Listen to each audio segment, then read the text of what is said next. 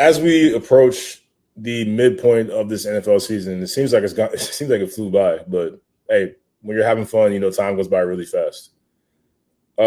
Right now, the MVP favorite right now, as I said earlier, is Drake May, according to most betting platforms, FanDuel and then ESPN Bet.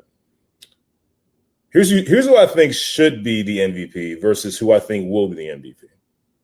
The MVP should be Jonathan Taylor of the Indianapolis Colts.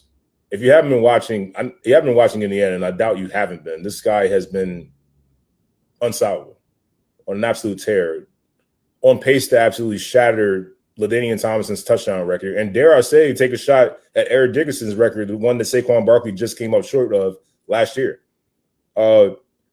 He's carried this team on his back.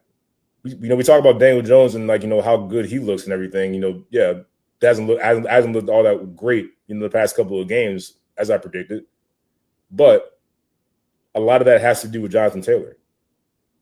Daniel Jones had his best games, his best years when there was a dominant running back there that really took a lot of pressure off of him, and that was with Saquon Barkley back with the Giants. He's got that again, along with a really good offensive line in Indianapolis. But Jonathan Taylor should have more MVP consideration. In fact, he should win it, but he's probably not because he's a running back. And the MVP award has been relegated to basically the best quarterback award. The last running back to win the MVP was Adrian Peterson, way back in 2012. Will we see it again? Probably not, because Saquon Barkley ran crazy last year, and he came in third in the MVP race, behind Lamar Jackson and behind Josh Allen, who eventually won it.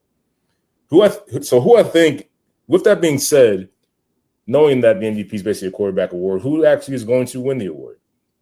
I think it's Matthew Stafford. The LA Rams are tied for the best record in the NFC. I've said in the beginning with the season, I think they were the number one threat to the Philadelphia Eagles. They can make an argument that the Rams should have beaten them last year in the playoffs when they were in Philadelphia. We saw them get together earlier this season. The Rams were beating the Eagles pretty heavily, but then Jalen Hurts mounted an amazing comeback, led to a couple of blocked field goals, and the Eagles were ready to pull off that game.